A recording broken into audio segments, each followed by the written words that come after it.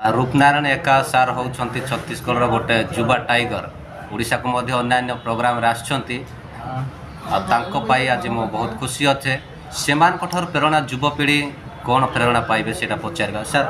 हाँ सर, सबसे पहले जयमूल निवासी सर, आपको मिलके बहुत अच्छा और खुशी लग रहा है क्योंकि हमारे लोग के लिए संविधान को बचाने के लिए आपने सिर्फ छत्तीसगढ़ नहीं सारा देश भर आप इतना अच्छा काम कर रहे हैं जी। आपको मिलने के लिए बहुत दिनों से मेरा मन में एक इच्छा था कि आपको कब मिलूं लेकिन शायद ऊपर वाला ने आपके साथ मुझे जोड़ा है।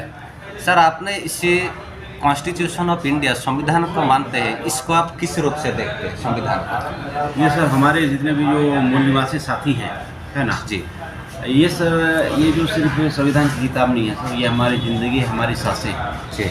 क्योंकि ज़िंदगी जीने के लिए जो मान सम्मान के साथ में जो जीवन जीने के लिए जो यहाँ पे हमारे लिए फंडामेंटल राइट्स मिले हुए हैं वो इसी जगह पे हुए हैं जी। और मैं पूरे हमारे देश के पूरे हमारे मूल निवासी समाज के लोगों को मैं बहुत विशेष अपील करना चाहता हूँ कि आपको ये संविधान की जो किताब है इसको अपने पास में रखना है, पढ़ना है और इसको रियल लाइफ में अभ्यास करना है जी। ताकि ये जो आपको राइट्स मिले हुए हैं, आर्टिकल 13 मिले हुए हैं, आर्टिकल 19 मिले हुए हैं है ना, आर्टिकल 224 मिला हुआ है, आर्टिकल 44 मिला हुआ है, तो ये सारी की सारी चीज़ें हैं इसमें मिला हुआ है और हमको इसको अधिकार के रूप में हम लोग इस्तेमाल करना है जी। हाँ, और ये बहुत ज़रूरी है जी। हाँ, बहुत ज़रूरी है। लोग बोलते हैं कि ब्रिलियंट होना चाहिए, तो मैं पूरे लोगों को कहना चाहूँगा कि हम लोगों को सर अपने फंडामेंटल राइट्स के बारे में शासक बनने के मामले में ज़्यादा ब्रिलियंट होने की ज़रूरत है। और मैं जब से इसको जाना हूँ तो वाकई में मुझे बहुत अच्छा लगता है और बहुत कॉन्फिडेंट फील होता है। मुझे कहीं पे भी जैसे शासन हो प्रशासन हो, मुझे आर्गूमेंट करने में किसी टाइप का कोई दिक्कत नहीं होता है, बहुत अच्छी तरीके से फेस कर पाते हैं। इसलिए इसको पढ़ना और इसको समझना बहुत ही जरूरी है। इस संविधान के माध्यम से युवा पीढ़ी को आप क्या कहना चाहते हैं? मैं युवा पीढ़ी को ये कहना चाहता हूँ कि ये जो संवैधानिक जो अधिकार हमको मिला हुआ है संविधान हमें देना चाहती है, लेकिन इस देश में जो विदेशी ब्राह्मण हैं जो शासन सत्ता पे कब्जा मार के रखा है वो युवा को देना नहीं चाहते।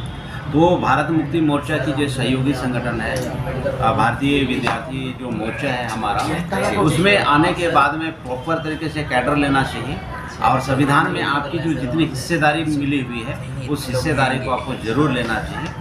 और इसको लेने का जो मार्ग है वो हमारे जो युवा संगठन है, हमारे विद्यार्थियों का जो संगठन है उसी के माध्यम से मिल सकता है। देखिए मैं आपको बता रहा हूँ, उदाहरण के लिए आप IAS की तैयारी कर सकते हैं, वो आपका फंडामेंटल राइट्स है, IAS की तैयारी कर सकते हैं, लेकिन ब्राह्मण आपके IAS की नौकरी को ख़त्म करने के लिए पहले लेटरल सिस्टम का व्यवस्था बना के रखा है ना।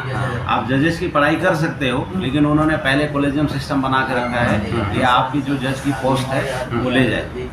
तो इस तरीके मामला है, तो बहुत सारे ऐसे मामला है।